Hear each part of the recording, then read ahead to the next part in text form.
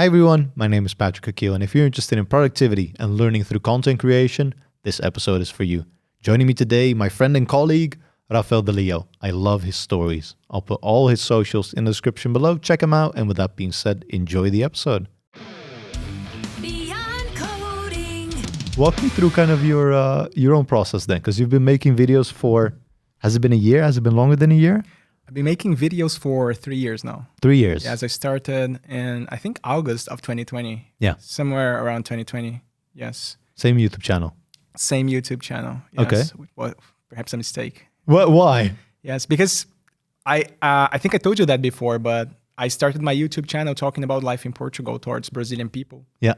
Right. And then at some point I switched it into talking about technology, and the channel started in Portuguese to a niche, and I switched it to English into a completely different niche. Yeah. Right. So I already had an audience built in that channel, and then I started talking about something else, and the channel wasn't pure anymore. You see, so YouTube was recommending my technology videos to people who didn't speak English, or maybe didn't speak English, and who weren't actually interested in that topic, right? Yeah. So I found out recently that that's not something good to do with an YouTube channel, you know. But I mean, it's not good for the transition period, but at some point you've transitioned, right? YouTube now knows, okay, this is your audience, and it recommends you to the right people then. Yeah, that's what I hope. Yeah. And No one knows though. yeah, exactly. A lot of people say a lot of different things, right? Of how to grow your channel and get to more subscribers and more views. Yeah.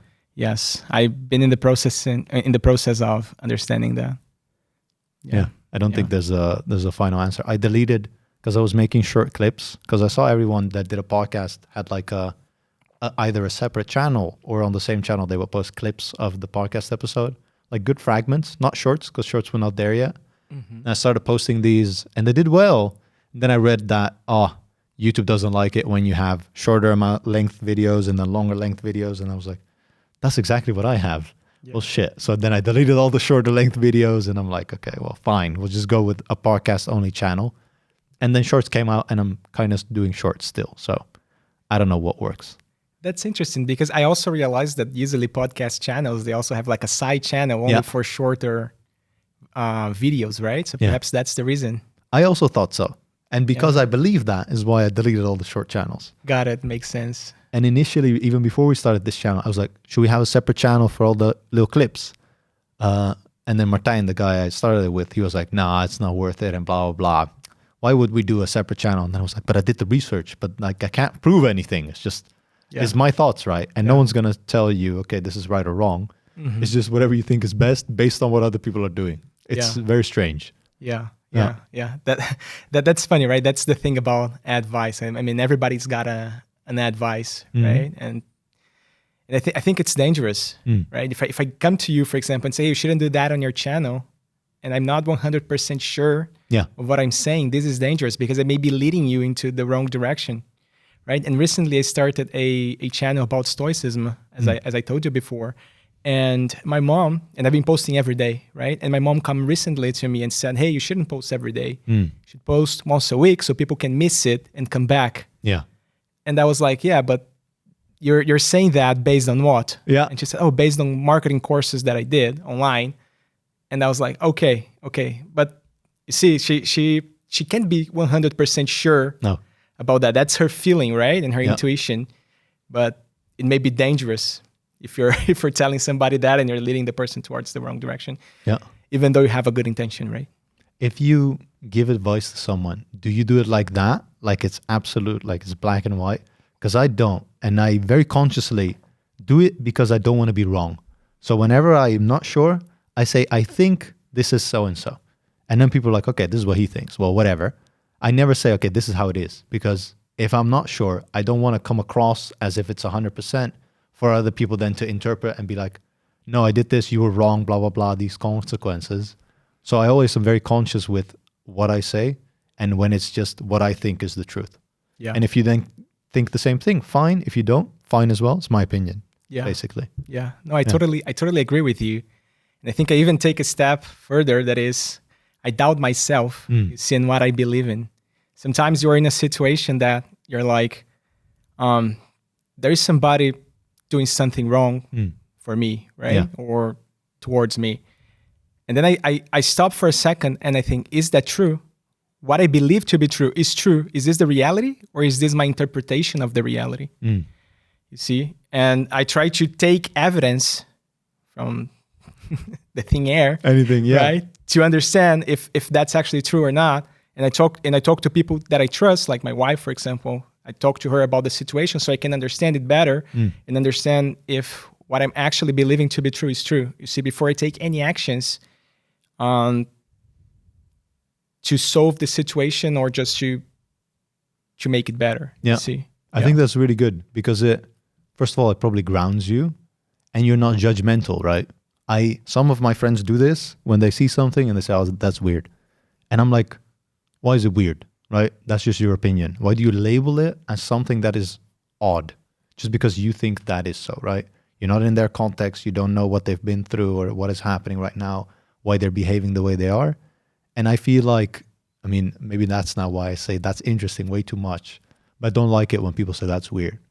I feel like just allow people to do whatever they do, right? There's probably a reason why they're doing it.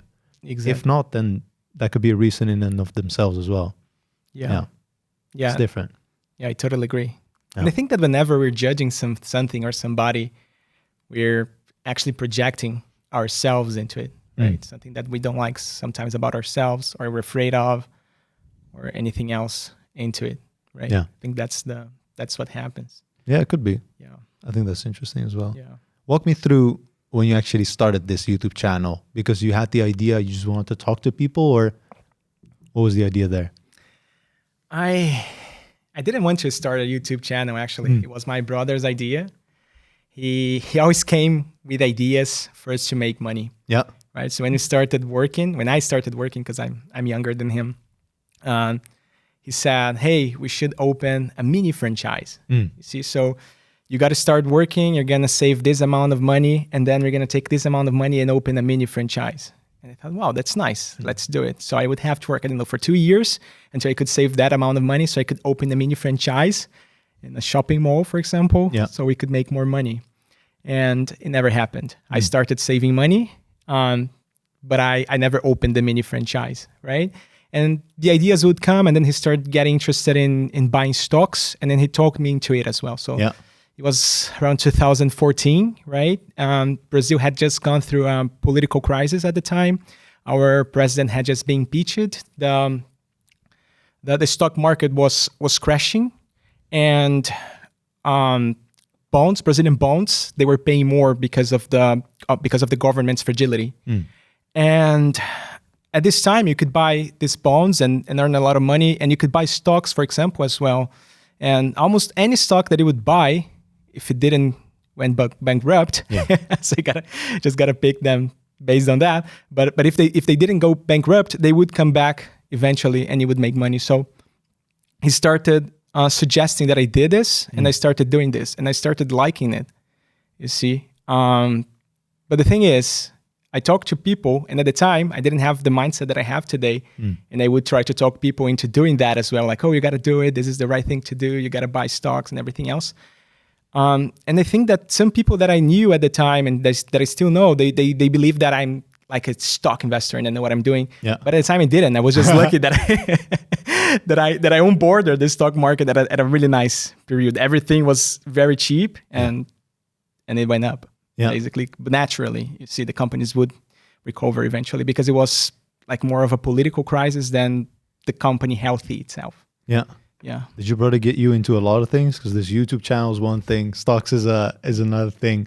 I think a brotherly influence can do a lot of things. Yeah. He's been my example for a long time. Yes, I really admire him, and yes, we have our arguments, but and disagreements, but he's been my my example for a long time. I like that a lot. I'm trying to. I mean, I wouldn't say I'm that much of an influence, but obviously I tell my little brothers a lot. I think my siblings all the time. And then you stuck with this YouTube channel, and at some point you decided to pivot into something completely different. I mean, you even switched languages. Why the pivot there?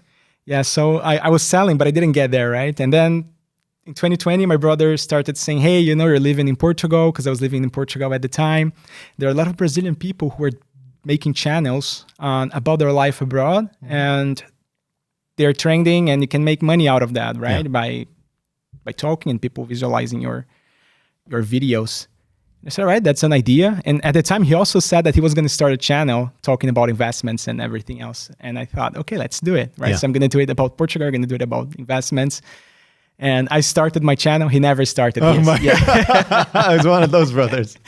Yeah. But he started talking about it like online and Instagram and other places. But I started talking about Portugal, right? But it was kind of his idea, actually. So I started talking about how I got my first job in Portugal, how I got my first tech job in Portugal. I started interviewing my former boss.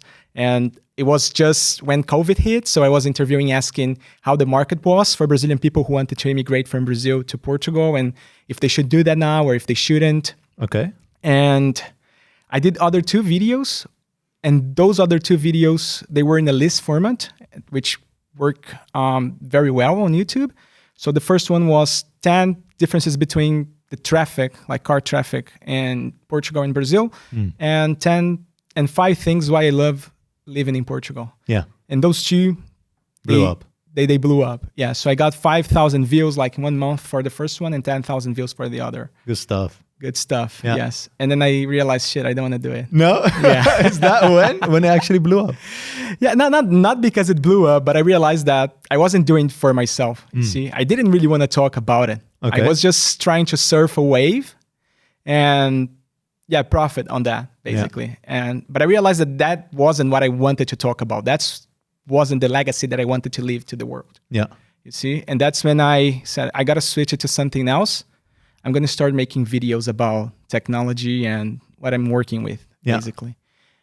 Because at this point, it was already 2021. I had like a hiatus from my channel. Like I didn't post that much. But I was posting on Medium, because I also have a Medium page.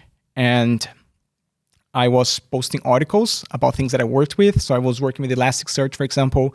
I had to deploy it on Kubernetes, and there weren't many articles explaining how to do that online, right? So I wrote my own article, and they went pretty well. Yeah. See, like how to deploy Logstash on Kubernetes as well. Like this one got, I think, 90,000 views already, and paid me more than $120 just this article. Yeah, good stuff. Yes, and this is not just good. This is motivational, right? It's addicting. Yeah. It motivated me to keep doing that. And then I kept writing on Medium, and I tried to write like every month, sometimes twice a month, about things that I was working with. See, of course, nothing confidential about the company, but like the technology, how to get started, how to do it. I had a problem. I had to build dynamic schedulers, for example, in Spring Boot. How can I do it? Yeah. I couldn't find anything online. I had to figure it out myself. Okay, other people are going to be looking for that as well, right? So I'm going to write about it and let them find out, and they do. Yeah. Yeah. Good stuff, man. Do you like, because YouTube channel is different than writing content, right?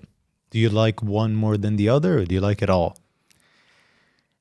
That's a tough question, you see, because I like writing articles more than making videos. And I will emphasize that, writing than making. Okay. Right? The process is easier when you're writing, right? Yeah. You get the time, you type it, you press the backspace, you delete it, you review it several times. You don't have to memorize anything. You're writing there, right? That's fine. When you're making videos, it takes time. Because you do a shot, you do 2, 3, 4. When you see you're trying to record for 10 hours sometimes. You see at the beginning, at least. Now I take like sometimes 2 or 3 hours, sometimes even less. But it takes time, you see. And you're editing after, and you're like, I didn't really like that part. And you're like, but I'm not going to record that anymore. You can't. Yeah. So that part, I prefer like writing. Okay. But on the other hand, I think that the rewards from the videos are bigger. Okay. You see the audience that grows around it, the way people see you.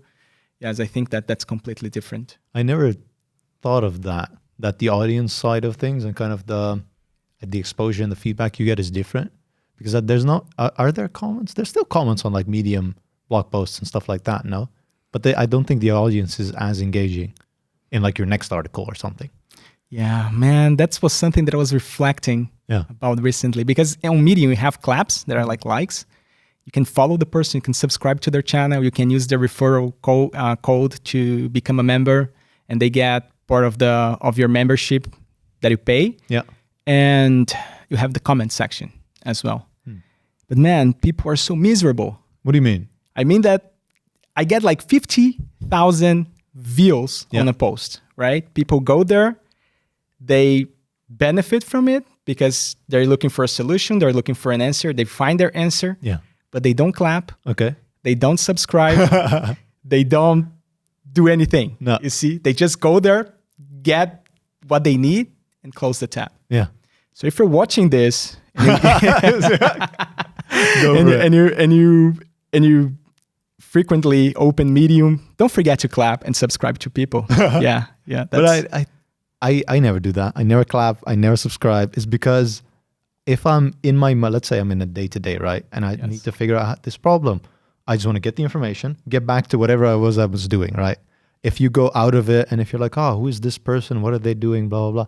Like you're out of the problem you were trying to solve. You need to maintain that focus, and otherwise you need to recontextualize completely, which is going to take away from time, right? Yeah. Nowadays, I barely even Google because we have this Slack GPT plugin, the Chat GPT plugin from our company. It's hilarious. I just open up Slack. I'm like, I'm trying to do this and convert this to hex, and then I need to flip all this, and this is the output example. How do I do that? And he just writes me the code. I'm like, yeah, get back to it. Don't need to go any Googling. Don't need to click through articles. No, nothing. Yeah. Yeah. Yeah. So, and with YouTube, I'm in YouTube mode, right? I'm watching content. I'm like video, next video. Oh, what about, is there more like these? I'm consuming content. It's a different vibe, I feel like. So then I do like and subscribe, and not if they tell me, because I hate it when people tell me. Yeah. That's also why I stopped doing it on this podcast. Okay. Hate it when people tell me. So if people tell you to subscribe or like it, you say, no, I'm not going to do it just because you told me to do it. It's not a principle thing. I'm like, I didn't need to hear that. It's like a waste of my time. Yeah. That's it. Yeah. But you know that I follow some people who are kind of experts on making channels. And They make a lot of money out of channels. And some of them, they say that having a CTA actually increases the conversion rate of subscribers and people. So yes, I think it also depends on the niche. Yeah. Right? But I have a lot of friends who tell me like, hey, don't do it. Don't ask people to do it. And I kind of stopped. Yeah. I just, like sometimes I reminder in the beginning or the end, but that's it. Yeah. But I don't push, Yeah. you see? And even I was talking about people like clapping or subscribing or following you in this on Medium, for example. But I don't mind if they don't, Yeah. you see? Or at least I didn't. Because right now, until then, I would still get paid, right? So if you pay Medium and you read my content, I get paid for the time that you spend reading my content, right? Yeah. So it doesn't matter if you clapped or if you followed or anything like that. But Medium is changing their monetization policies in August. Really? And they're saying now that the time people spend reading your articles and the number of claps and the number of subscribers and the number of comments are all gonna influence the monetization of your articles. That's some bullshit. And now I'm like, damn, I'm in a niche that people don't do it. Yeah. And sometimes like I have this article that is spinning up a Redis instance on Docker, for example. Mm-hmm. See, and the article is nice. You can spin up your Docker instance. You can learn how to enable persistence, and you can get your Redis instance, and you can get ready with Redis, right? You can get started with Redis. That's what I mean. But most people, they just want the Docker command. Yeah. So they open it, they get the Docker command, and they go away. Yeah. Yeah. Few seconds. Yes, few seconds. And as developers, that's what we do with most articles, right? You don't want to read the whole content. You just want to get something very specifically, very quickly, and get out of there. You want to go back to your coding, right? So I'm not really sure how this is going to work out now for developers or people who write content for technology in that sense in Medium. If this is still going to be a nice platform for monetization. It's weird, right? Because the decision hurts the people that create the content. And then you're like, okay, probably Medium paid way too much and they're trying to budget cut or whatever. So this is the new model. And it's going to hurt. YouTube had that as well. Like I've been on YouTube, not making videos, but consuming content when it looked so ugly, when it had like the 5-star system instead of the thumbs ups, thumbs down, like it looked like ass. And then also throughout that, I've heard content creators talk about YouTube changing their monetization policy, blah, blah, blah, blah, blah. I feel like Medium's going through the same thing. Yeah. And either they get better because of it, because YouTube's still around. The monetization is fine, I think. I don't know exactly what changed, but content creators are still getting paid. There's still a lot of content on there. It's bigger than ever. So I don't know how Medium's going to fare in this way. But yeah, especially for the tech sector, just get in, get whatever you need, and people are usually out. Yeah. Substack's doing really well though, like tech newsletters and stuff. I feel like that's up and coming, which is really cool as well. That people consistently put out content that people want to consume on like a weekly basis. And people subscribe specifically for kind of all-round content. It's not necessarily to solve a problem. It's more to gain a perspective and an understanding, which I think is different. Got it. But in which sense you mean, like understanding how an architecture is... Yeah. Or more like news about like these are the new features of this technology, or this website was hacked, that's how it happened. It could be anything. I feel like it could be, okay, when to use microservices, or how Uber migrated from X to Y to Z. The layoffs are happening now. Here's a perspective of one of the people that is still there, or one of the people that got laid off. Like it's more so about indeed decisions you would have to make, and not necessarily kind of how you solve problems. This is more so kind of a paradigm or a perspective or a mindset. Yeah. Which is different type of content, I feel like. If you're there, like, okay, we're going to use Docker, right? That's already a tool, and we have to have these commands, and this is how you spin this up. This is really like a step-by-step on how to execute something. And once people have that, they're like, okay, got it, done. If it doesn't work, article's wrong. Next article. Exactly. Yeah. Exactly. And this is more so like, I feel like more a story in a different way, in a different format, but taking people with them, telling a story, and then giving a certain sense of a takeaway here and there. I feel like it's different. Yeah. People come back for that as well. Yeah. Yeah. I've written both types, right? So for the company I was working for before, I also wrote stories of how we solved the problem, for example, monitoring problem, observability problem, for example. And from what I realized is that this is, you post it, you get like a peak, right? People come, they read it, and they disappear. Yeah. Because they're not constantly searching for that, right? But if you have like something that is solving a problem, people are constantly searching for that. Yeah. So, for example, this article that I have on how to deploy Logstash on Kubernetes, I posted it 3 years ago, and it still gets a lot of views. Yeah. Yes. That's because really cool. People are still, they still need to do it, right? They still need to solve this problem. They're constantly looking for it. Yeah. Yeah. Those people don't clap. That's the thing. Man, those people don't clap. Yeah. You're listening to it, right? Yeah. No, those people don't clap. They don't. They come there for the problem. That's it. They get the problem. They go back to whatever they're doing. And I'm one of them. Like you can keep looking at I'm one of them as well. Yeah. Me too, actually. Yeah. We can help it. I mean, we're working. We're like focused, as you said. We want to stay focused. We just want to solve the problem as fast as possible. Yeah. And get back to YouTube, right? Yeah, absolutely. How did you get so much into Redis? Because I feel like I checked out your YouTube channel. A lot of it has to do with Redis. Yeah. Even the blog that you said was about Redis as well. Yeah. Like, what was kind of your intro there? Yeah. So you see, I had never worked with Redis, actually. Okay. I have never worked with Redis. Okay. Actually. And last year I had this colleague, and he said, hey, there's going to be a conference in Barcelona, the Spring I/O conference. I think we should go. Let's talk to our management team and ask them to sponsor us, and then we can go there. And I said, all right, let's do it. Right. And at the time, the company I was working for, we were struggling with data pipelines, right? Batch processing, taking too long to process the data. And I went to this conference with this colleague, and there was this stand there of Redis. They were there. Yeah. They were one of the sponsors during this year of the conference. And I started talking to them there, just like chatting, you see. And then I started finding out about all the capabilities of Redis that I didn't know until then. And for me, Redis was just a cache. You see, and then I found out that it's much more than that. You see, it's a graph database, it's a pub sub kill, it's a string processor as well. It's a lot of things. And it's an actual database that can be used as a primary database. Yeah. You see? And it's super fast as well. That's what they said, right? So since it runs in memory, you you can run like millions of operations in 1 millisecond. You see, so it should be super fast as well.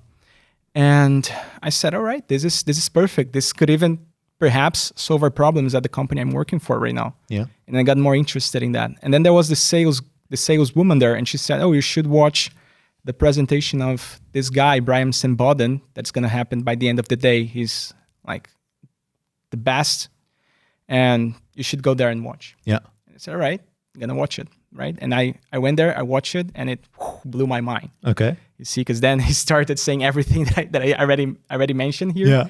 And he's the person responsible for maintaining and not maintaining, but implementing actually the Redis OM Spring library, Okay. which is an extension of Spring Redis data that adds more functions and capabilities to Spring Data Redis. And his talk was about it, right? And it blew my mind. I thought, okay, I should start learning about it. But at the same time, I read a book by Austin Kleon, I'm not sure if that's how you pronounce his name, called Show Your Work. Okay. And in that book, he basically try to talk people into showing their work. Yeah. You see, in a sense that you're building something, share a little thing every day, you see? And then he has many ways of doing that. And one of the ways is share what you're learning as well. Okay. So make it like a learning journey. And I said, okay, that's perfect. I want to learn about Redis. I'm going to make it a learning journey. And the reason why he says that, and that's good if you want to start like sharing content, this is because you feel a lot of pressure, right? You're going to start talking, I don't know, about Spring Boot. And you feel like, man, I don't know enough. Yeah. Even though you may know a lot. You see, you feel this imposter syndrome and you're like, man, I shouldn't talk about it because I'm not 100% sure about what I'm saying, right? And if you go through the learning path, through the learning journey, you're actually telling people, hey, I don't know anything about it. I'm going to learn about it. This is my journey. Come learn with me. And that's what I did with Redis. Yeah. So I started right from the beginning. The first article that I wrote was 10 things you didn't know about Redis. And I asked Brian to review it. I talked to him on Twitter and we started talking there. I asked him to review it. He reviewed. He made a couple of suggestions. I applied the suggestions and I posted. It was nice. Yeah. And after that, I started learning other things as well. So the first thing was, okay, how to run Redis on Docker, and then how to get started with transactions, how to get started with PubSub. And eventually, I kept creating content. Yeah. You asked one question and I talked for no worries. too long. I was thinking because if I think about myself, right? If I pick up a new technology I've never used, I've never done anything with AWS Cloud, right? I've talked a lot about Lambda. I have guests on that talk and know a lot about that. And I can challenge questions and I can try to figure out and understand and learn on the moment. But putting out content in my learning journey, that's kind of a weird way of exposing yourself. I feel like I'm not nervous of the podcast, right? I don't really care how people perceive me on here, but my idea of me talking to a camera, trying to explain this thing, which I don't really understand that well, that kind of frightens me. It didn't frighten you in the beginning at all? Not at all. No? Actually, it was a relief. Really? See, because I felt that way when it was talking about things that I should know about. Okay. Or that I knew about. Yeah. Right? But then you're telling people, hey, I don't know anything about it. It's like, can be more clear. Yes, exactly. Like follow under your own responsibility. You see? I don't take any responsibility for that. That's basically what you're saying, right? And sometimes you're going to say something wrong. And I did. Yeah. So I was talking about Redis transactions, for example, and I said something wrong. And people came in the comment section and they said, hey, this is not right. This is not how it is. This is actually how it is. Yeah. And I went there and deleted the comment. No, just kidding. Okay. You were like, not on my watch. No, just kidding. I went there and said, hey, thank you. I'm going to actually fix your comment on the top section of the comment section so people can actually learn from that. And you thank the person because this is actually aggregating to your learning journey. Yeah. Because I didn't know about it and now he told me about it and now I know about it, right? Yeah. Yeah. So Did you learn faster? I think so. Yeah? I think so, yes. That's really me, cool. I mean, for me at least, you see, because I like to see results. That's the thing. And then if I'm doing a course, It takes like 4 weeks, and I'm just consuming, and not producing anything or producing to myself. Like I don't feel productive. You see, I got to put something out in the world. Yeah. That's the thing. And then if I put something out in the world, I feel motivated to come back and learn more and put more things into the world again. Is that now how you learn? Like, has it kind of shifted your learning paradigm? When you pick up a new tool, would you write a blog post about it? Would you make a video? Like, do you try and put stuff out there to kind of accelerate that? Completely. Yeah. I was doing that actually. Now I'm trying to focus more on a niche, right? So I was focusing on Redis, and now my plan is to start focusing on Kotlin and Flutter, the technologies that I'm very interested in. So before I would do that, I was working with Elasticsearch. I was going to talk about it. I was working with Redis. I was going to talk about it, right? Right now, I want to talk about one specific thing. Yeah. And try to create content about around that, and try to create an audience around that. Because sometimes, like, you're talking about Redis, and then some people follow you. You're growing an audience around that, and then you start talking about, I don't know, MySQL, and then other people are gonna follow you. But then you post a new video about Redis. The people who came to you from MySQL, they're actually not interested in Redis, so they're not gonna watch it. Yeah. See, so you're not growing an audience. You're just growing people around you. Yeah. You see, that's my feeling. I'm not sure if that's right. Interesting. Yeah. I think people also, and this is probably why I'm saying also, because people still find you through Redis, and they're like, okay, I get the video, I get the content, that's it. And if you create a different video, I don't really care about that. But people still also follow you. I feel like if you might like shift kind of the paradigm there and talk about the problems that you solve rather than the technologies that you use, the problems that you solve will also kind of shine light on the technologies that you use, but it's a different intro to what problem you're solving, right? Or what content people are getting, which I think might help there, because then you can keep the same audiences. They're all interested in problem solving, and what tool you're using can be either at the forefront or it can be just part of the journey that you're kind of laying out for them. Yeah. Because you're always going to use new technologies. It'd be sad to be like, okay, guys, goodbye to this audience, hello to this audience, because I'm using a new technology. Technology is always going to be evolving, basically. So what at the end of the day, what stays constant is you. Yeah, it makes sense. It makes sense. And I think that works. But if your niche is that, like solving problems with technology, right? And what I was doing was more like learning this technology. Yeah. You see? So not actually solving a problem with this technology, but learning this technology. Yeah. And this could also be a niche, right? Learning technologies. Like you make 4, 5, 6 videos about this technology, and then in the end you say, okay, that's my verdict. Yeah. That's what I think about it. And now let's move on to the next one. And then you can build an audience that are interested in that as well. I've seen people do that as well. And I think it still works. Yeah. I just think it would be more interesting to hear from you as a person rather than kind of the technologies. But if it's a learning journey, it's different, I feel like. But then the technologies are really at the forefront. Yeah, that's the difficult part. But you're now ready to say like goodbye to Redis for now and pick up new technologies? Yeah. I would actually like to take this moment in your podcast, if you allow it, right? To say a proper goodbye. It's not a goodbye. It's not like I'm not going to use Redis. I really enjoyed the technology and I found it very fun and effective to use. But it's time to move on. It's time to move to new technologies, to learn about, go dive deeper in Kotlin, dive deeper in Flutter. I built 2 apps recently in Flutter. I started learning Flutter in March, and I already built 2 apps. They're both in the Apple App Store. I got to put them in the Google Play Store, but I'm procrastinating about it. And one of them is generating revenue, actually. Okay. Already. Yeah, $10. Really good. Total. Yeah. Good stuff. Total. Yeah, good stuff. Yeah. 3 sales. For March, it's not bad though. Yeah. It's just the start. Yeah. And I haven't like advertised it, with exception in the company, right? Advertise it to our colleagues, but I haven't advertised it online. Yeah. You see. Good stuff. Yeah, people found it, it solved their problem, and they decided to pay for it. It feels like you're always working on something, right? Whether it's a YouTube video, blog post, now it's an app and you've already built it and it's making money. Like where's this kind of drive to always create? Where does that come from? Because I've thought about creating an app. I've never built one. This podcast is just magic and it happened, but it's the only thing I've done. I've never written a blog post other than I had to do one for a job interview, but that doesn't count. It's not published anywhere. So yeah, I just do the podcast. That's it. You do everything, it looks like. I don't do everything, I but mean, not yet. Yeah. No, I don't do everything, but I I like to feel productive. Yeah. That's the thing. You see, I hate to sit down and just like watch a movie. Okay. Yeah, and my wife waits that personality trait of mine. Yeah. Because sometimes she just wants to lay down, be together, cuddle, and I'm like, no, I gotta Gotta produce make an something. Yeah.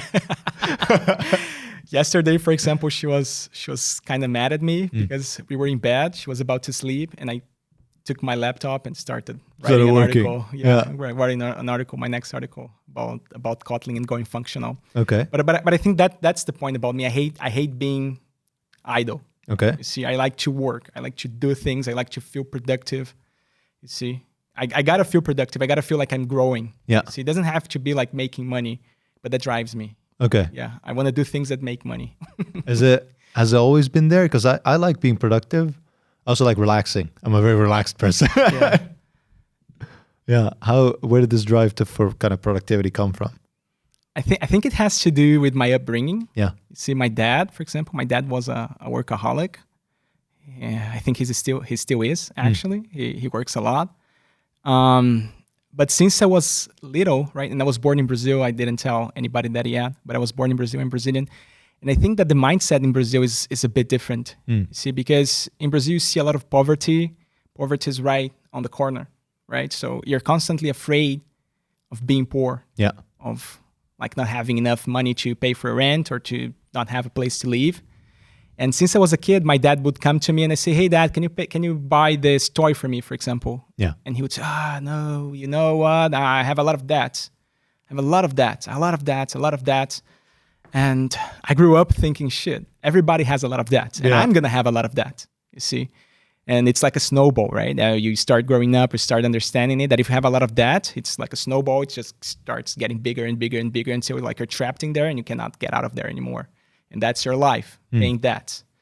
So I was really afraid of that, you see? So that's why I started pursuing a financial independence. See, and that's what I'm trying to do. I like working. I like solving problems. I like working for other people. But at the same time, I don't want to feel dependent. Okay. See, if, for example, my current employer doesn't want me anymore, I don't want to be afraid. I don't want to be afraid of ending up in the streets. Yeah. You see, that's the thing. But I said all of this, and I'm not really sure if this is actually the reason why I like to do things. This is something that I was like since I was a kid. You see, I like to do something always. Yeah. Build something or break something. Yeah. I mean, it's interesting, right? In the Netherlands, you retire when you're like 60-something years old, and it's rising. Probably when we retire, it's going to be like 70-something years old. It's going to be something ridiculous. And those people that have always done it something day in, day out, right? Have always kind of found fulfillment in being productive. All of a sudden, they don't do that anymore. They have to do something else, right? They've worked their whole lives, financial independence, they get their pension, and that sometimes they get depressed.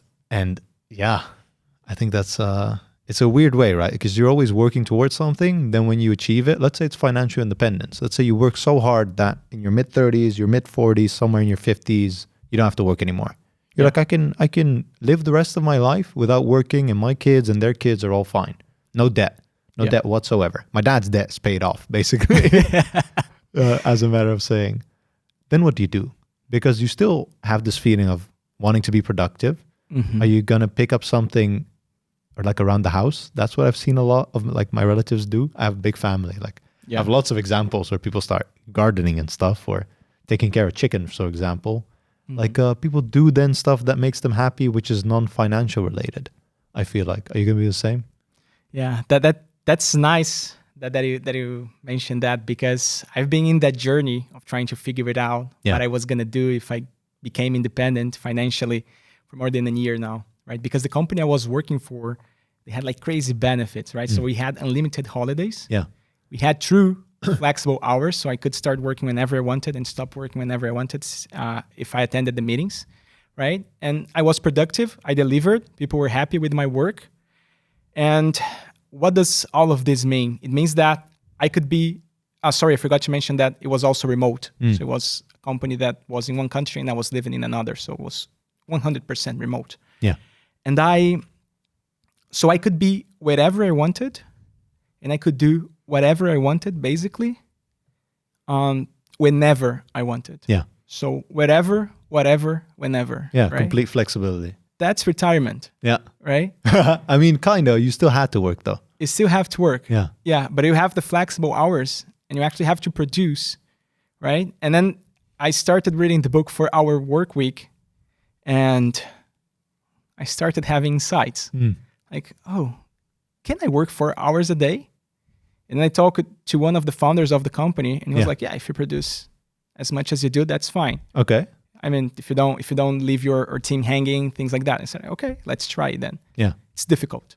It's difficult because during your work day, you do a lot of things that are actually not related to work, right? You start working, you're a little bit productive. Then, I don't know, you end up watching a YouTube video, you end up reading an article, you go and play with your dog. I don't know, things like that. You go and have a coffee with a coworker. And then let's say that you're already working like 6 hours a day and the other 2 hours are just doing other things. Yeah. Right? What if you could get the 6 hours and condense them into a part of your day and get the other 2 hours and give it to yourself to do whatever you want. Yeah. So that was my idea. That's what I want to try to do. And how can I do it? So I thought, okay, if I'm working with everybody else at the same time, I'm going to be distracted more often, right? Because people call you to talk about random things. Yeah. I had this colleague, he would call me to say, if I wanted to know what were the 50 or the 3 countries. Just give you trivia. The 3 countries that were going to come out of the 50 states of the United States in 20 years. You know, these articles that are there just for getting money from advertisement, you see, and click, and people who click it. Yeah. And I was like, damn, I got to get rid of that. And how can I do it? I have flexible hours. I'm going to start working at 4 a.m. in the morning. So I was waking up at 4 a.m., working until, let's say, 10 o'clock, 11 o'clock. I would have the meetings in the morning.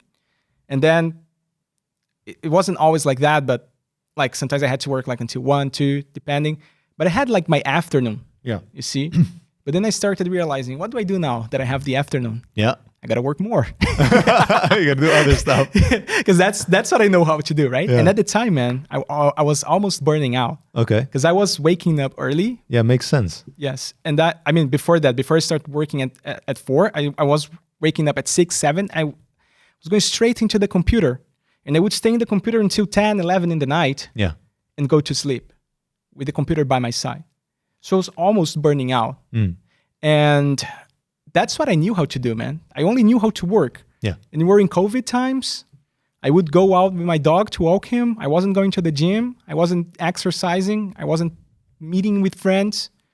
I was working all the time. And then I started thinking, man, I don't want to do that. I don't want to, if I have like a free time, I don't want to keep thinking about work. Yeah. I got to think about something else, right?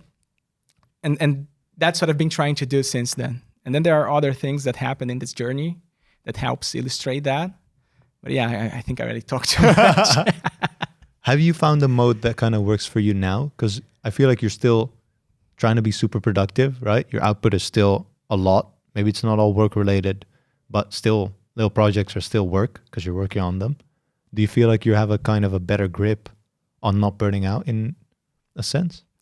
No, I feel like my discipline is crap, man. Yeah? Yeah, I don't feel like I'm as productive as I wanted to be. Okay. See, I really wanted to have like a routine. Yeah. And I'm working on that now. Now I'm being able to do it. Yeah. You see, because now I'm waking up at 6 o'clock every morning. I'm going to the gym. I've been doing that for 2 months. I come back, I take my shower, I get the car, I come to the office. I work throughout the day, and I get home after 6, or I leave 5:30, get there 6. Sure. I walk my dog, and then my idea is to stay with my wife. Okay. And I started like cooking, trying to cook at least, you see, more recently. Not every day, but I try it, right? And do other things as well. I started playing padel, for example. I played twice last week. I'm going to play again this Friday. Nice. I'm exploring, you see, trying to find other things that I like to do. Yeah, non-work related things. Yeah, exactly. Yeah. COVID was hard. And I feel like a lot of people still have kind of the after effects of it. Because you couldn't go to the gym. Gym was not out. You have a dog. You were allowed to walk your dog out. Yeah. If you don't have a dog, you stay inside, basically. Yeah. It was hard. Yeah. I want to kind of zoom in on the apps you created. But before I do that, I've never met anyone that their company policy was unlimited holidays. Was it really unlimited holidays, or was it just kind of a BS rule and no one took holidays at all? No.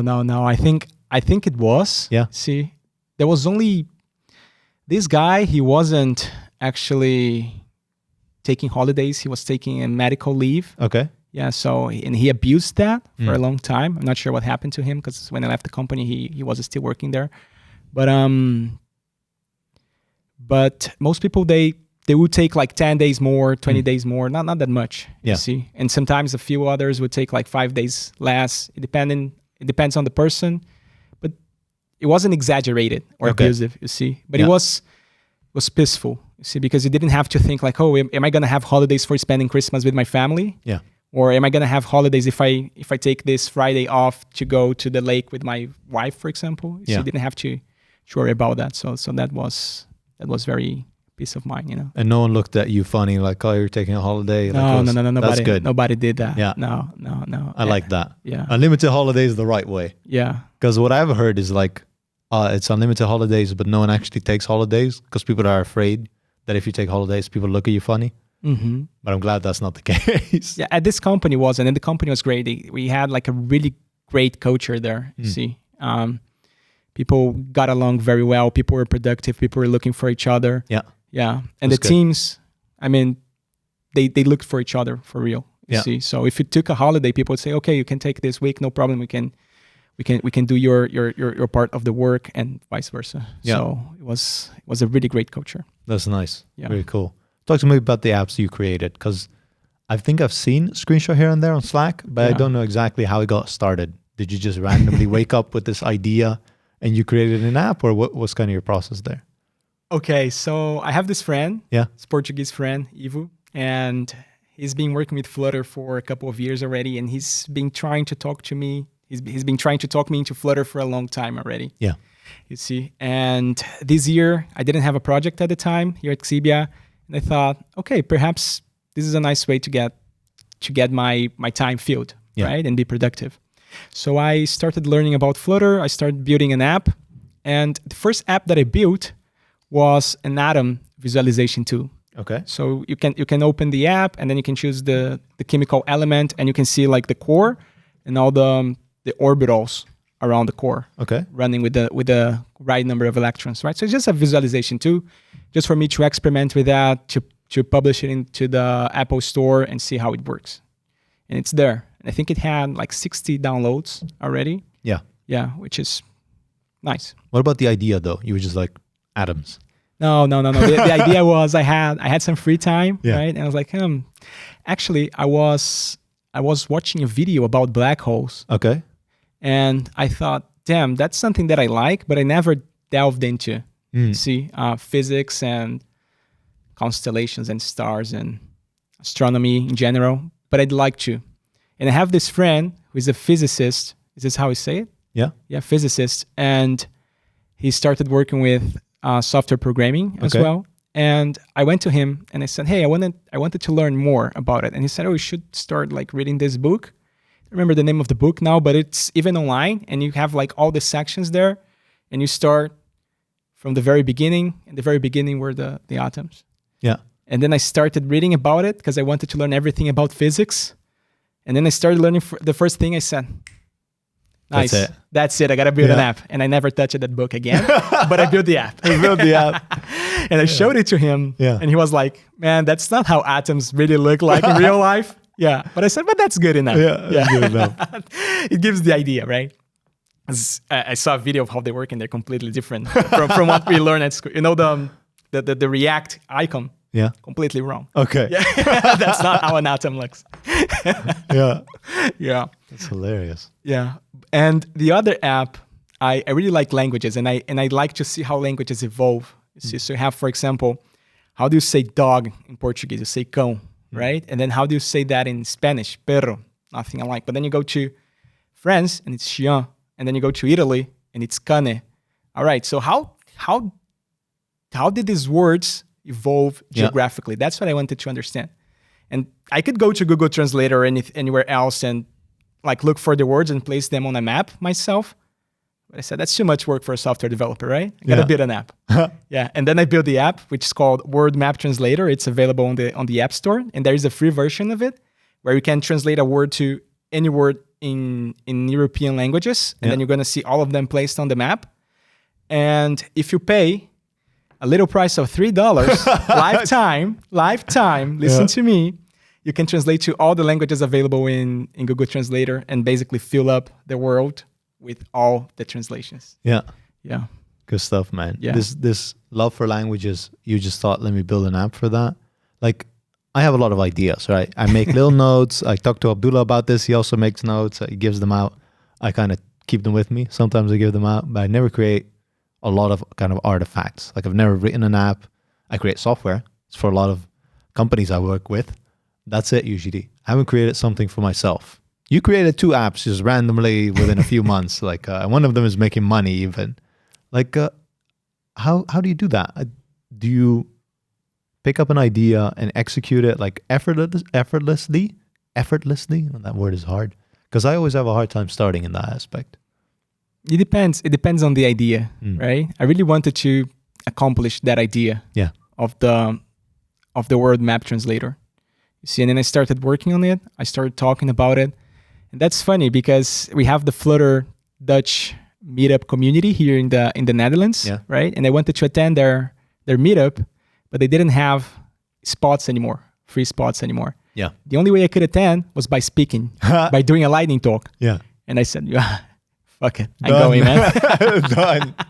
Yes, and since I had just learned about like Flutter Map and how to manipulate maps in Flutter, I said, that's what I'm going to talk about. So I spent like 5 minutes in their meetup talking about how Flutter Map works. Yes. And that gives you motivation, right? Because you go there, people applaud you, and then you tell them we're going to finish the app in 2 weeks. And then you say, I got to finish the app in 2 weeks. People were waiting for that, even though they weren't, of course. Yeah. But you have that in your mind, right? Yeah. And set the expectation like that. That's hilarious. Yeah. Man. I said them to myself, you see. And I really thought that this could be a way of generating revenue. Yeah. And it worked because I'm not advertising the app and people are subscribing. Not subscribing, they're paying for the lifetime. Yeah. In-app purchase. I like that a lot. I feel like I didn't expect this, but even those kind of components, those apps that you've built, all have kind of the learning component with them. Either you were learning something and then you figured out, hey, I can do this and probably find more fulfillment, find more enjoyment, and kind of reach some maybe monetization goals here and there. Yeah. Like more fulfillment in general. And then you created the Atom app. And then you figured, hey, this might be a great idea. It's probably not a solved problem yet. Let me create an app for that and then learn more about Flutter and how it works and stuff like that. And there's a meetup and I go there as well. It's like, I love the journey that you're kind of on. And it feels like when opportunity is there, you just go for it. Yeah. Whenever you don't even think twice. Exactly. Yeah. That's the thing. If a door opens, I enter. Yeah. Yes, always. I'm always like that. Yeah. Have you ever regretted doing that? No. No? Not at all, man. Zero regrets. Zero regrets. That's I actually really regret cool. not doing that. Okay. Yes. Whenever I have an opportunity, I take it. You see? And sometimes you can have awkward situations out of that.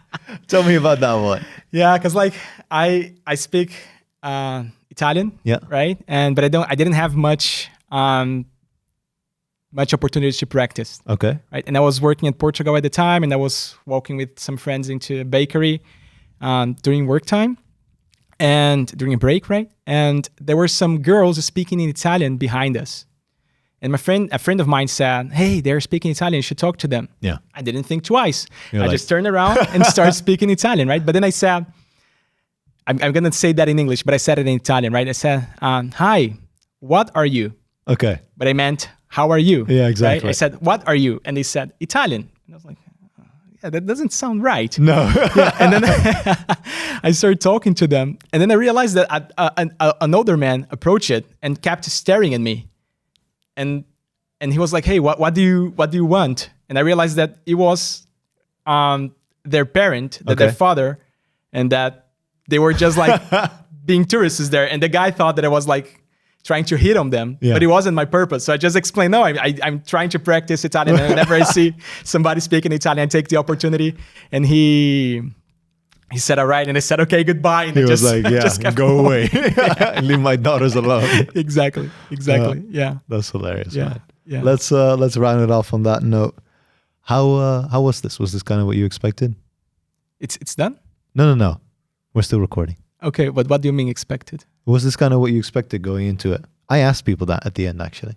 Yeah, And I into the keep it in. podcast. Yeah. I mean, no, it was completely different. Yeah? I thought I would feel much more tense actually, Really? but I'm pretty much I told relaxed you and you didn't have to comfortable. be nervous at all. Yeah, exactly. But that's difficult, right? I mean, you say something, but my body does something completely different, right? That's I told you, hilarious. like I had this blood rushing from my calves. I Yeah. could feel it. That was a lot of fun, man. Thank you so Yeah. much for coming on then. I'm going to round it off. Thank you so much for listening in.